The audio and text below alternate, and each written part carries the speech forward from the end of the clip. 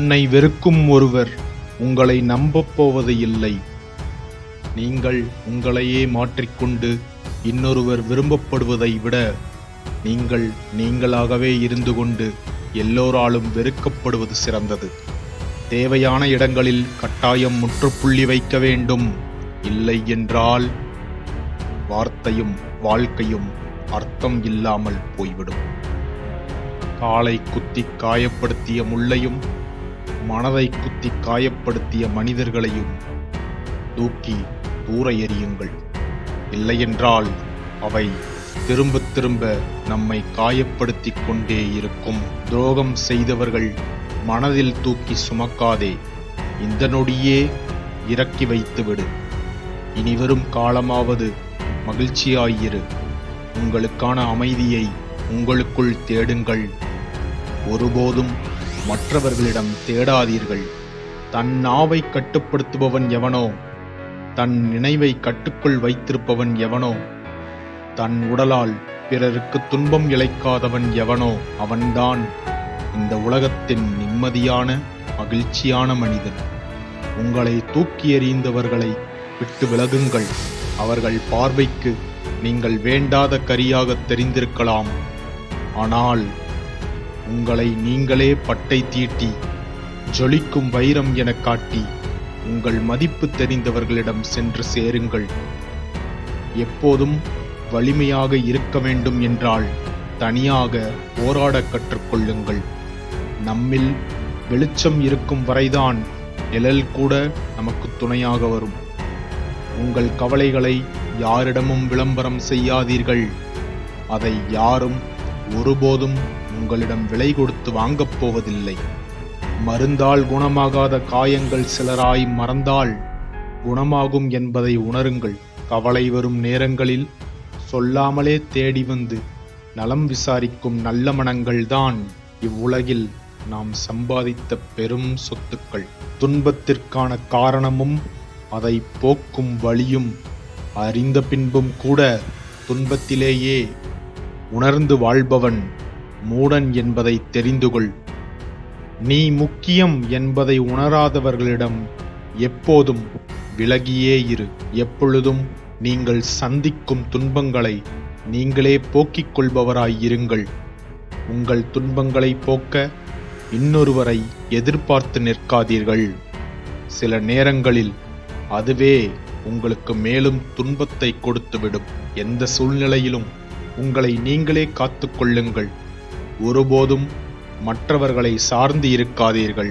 இந்த உலகம் எப்படி தோன்றியது என்று அறிவதை விட இந்த நொடி மகிழ்ச்சியாக வாழ்வது எப்படி என அறிவது சிறந்தது. உங்கள் இதயத்தை தேவையற்றதை தூக்கி சுமக்கும் குப்பை தொட்டியாய் வைத்திருக்காதீர்கள். புத்தம் புது மலர்கள் பூத்து குலுங்கும் தோட்டமாக வைத்திருங்கள். ஒருவரின் அன்பு உங்களை பெருமைப்படுத்தினால் அதன் கரம் பற்றி முன்னேறுங்கள். சிறுமைப்படுத்தினால் அதனை கை கழுவி விட்டு முன்னேறுங்கள். மனிதன் வினோதமானவன். எந்த பிரச்சனையும் இல்லாவிட்டால் இருப்பதை பிரச்சனையாக்கி பார்க்கிறான். கோபத்தில் பொறுமையை இழக்காதே. வேகத்தில் வார்த்தையை விடாதே. கவலையில் கண்ணீர் வடிக்காதே. பழகுபவர்களை பாதியில் விடாதே. நிம்மதியை இழப்பதும் தனிமையில்தான். சில நேரங்களில் நிம்மதி கிடைப்பதும் தனிமையில்தான். உயிர் இல்லாத ஒன்று நம்மை ஆள்கிறது. பணம். உருவம் இல்லாத ஒன்று நம்மை அடிமை செய்கிறது. அன்பு. நோயின்றி வாழ வேண்டும் என்று நினையுங்கள். அடுத்தவரை நோகடித்து வாழ வேண்டும் என்று நினைக்காதீர்கள். தரம் அற்ற வார்த்தைகளுக்கு பதில் கொடுத்தால் நம் தரம்தான் குறைந்துவிடும் என்பதை மனதில் வையுங்கள். நடிப்பவர்கள் கோபப்படுவதில்லை. கோபப்படுபவர்களுக்கு நடிக்கத் தெருவதில்லை. ஆனால் அதை அனுபவிக்க யாரையும் ஏமாற்றி ஆயுளை அதிகரிக்க முடியாது. இழந்த பணத்தை கூட சம்பாதித்துக் கொள்ளலாம். ஆனால் தொலைந்த நம்பிக்கையை மீட்டெடுக்க மீண்டும் பல வருடம் பின்னோக்கி பயணிக்க வேண்டும். எதை பற்றியும் எவரை பற்றியும் நம் தேவைக்கு அதிகமாக தெரிந்து கொள்ளாமல் இருப்பதே நிம்மதிக்கான ஒரே வழி. யாருடைய அன்பையும் பெற்றுவிட்டதாக பெருமைப்படாதீர்கள். ஏனென்றால் மாறும் குணம் மனிதர்களுக்கே உரியது. கோபம் என்பது வலுவான காற்றை போன்றது. சற்று நேரத்தில் அது தணிந்துவிடும். ஆனால் அதற்குள் பல மரங்களின் கிளைகளை அது முறித்துவிடும். மகிழ்ச்சியாக இருப்பதற்கு மந்திரங்கள் தேவையில்லை. சில மறதிகளே போதுமானது. பொய் சொல்லவும் ஏமாற்றவும் தெரியாதவர்களை பார்த்து இந்த உலகம் சொல்கிறது, அவனுக்கு சாமர்த்தியம் போதவில்லை என்று. காயப்படுத்தும் மனிதர்களுடன் நியாயம் கேட்டு இருக்காதீர்கள். அவர்கள் நியாயமானவர்கள் என்றால் காயப்படுத்தி இருக்கவே மாட்டார்கள் என்பதை புரிந்து கொள்ளுங்கள். ஆண்கள் மெழுகுவத்தி போன்றவர்கள். தூரத்திலிருந்து பார்த்தால் ஒளிர்வது மட்டும்தான் தெரியும். அருகில் சென்று பார்த்தால்தான் குடும்பத்திற்காக உருகிக் கொண்டிருப்பது தெரியும். யாரையும் நம்பி யாருக்காகவும் யாரையும் பகைத்து கொள்ளாதீர்கள்.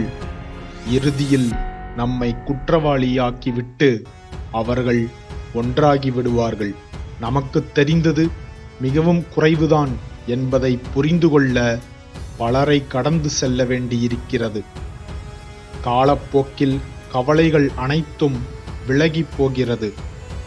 இல்லை எனில் பழகி போகிறது. அவ்வளவுதான். செய்யும் தவறுகள் வெளியே தெரியாதவரை இங்கு எல்லோருமே உலக மகா உத்தமர்கள்தான். சுயநலம் நிறைந்த இந்த உலகில் நீ இறைவனை தவிர மற்றவர்களிடத்தில் உண்மையான அன்பை எதிர்பார்ப்பது மிகப்பெரிய தவறு. ஒரு நல்ல புத்தகம் 100 நண்பர்களுக்கு சமம். ஆனால் ஒரு நல்ல நண்பன் ஒரு நூலகத்திற்கு சமம். பேச்சை விட மௌனமே சிறந்தது. அனைத்தையும் அமைதியாக ரசித்துச் செல்லுங்கள். உங்களுடைய வாழ்க்கை உங்களுக்கு அழகானதாக தோன்றும். பிறரை பாராட்டும் ஆர்வம் உனக்குள் இருக்கும் வரை நீ பாராட்டப்படக்கூடிய இடத்திற்கு சென்று கொண்டே இருப்பாய். மற்றவர்கள் பொறாமைப்படுகிற அளவுக்கு வாழ வேண்டும் என்று அவசியம் இல்லை. மற்றவர்கள் பெருமைப்படுகின்ற அளவிற்கு வாழ்ந்தாலே போதும். அளவான உணவு உடலுக்கு நல்லது. அளவோடு பழகு உறவுக்கு நல்லது. நாம் பிறக்கும்போது பனிக்குடம் உழைகிறது. இறக்கும்போது மண்குடம் உடைகிறது. வாழும்போது நம்மால் எந்த மனமும் உடைந்து விடாமல் பார்த்து கொள்ளுங்கள்.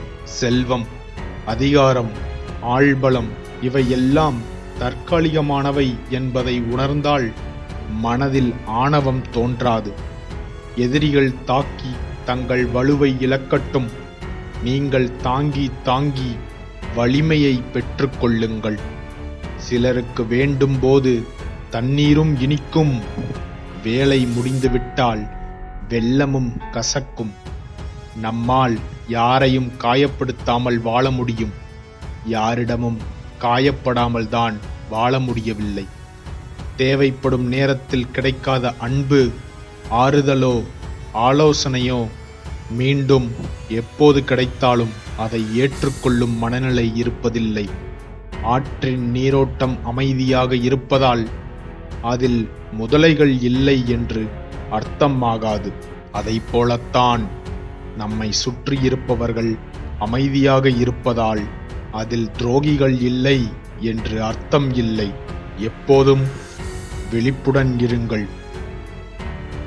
இந்த பதிவு உங்களுக்கு பிடிச்சிருந்தாலும் லைக் அண்ட் சப்ஸ்கிரைப் மறக்காமல் பண்ணுங்கள். இது எங்களுக்கு பெரிய மோட்டிவேஷனாக இருக்கும். உங்கள் லைஃப்பில் இந்த வீடியோ சின்ன மாற்றத்தை ஏற்படுத்தியிருந்தால் நானும் மிக்க மகிழ்ச்சி அடைவேன். மீண்டும் உங்களை அடுத்த பதிவில் சந்திக்கிறேன். Love you all. பை.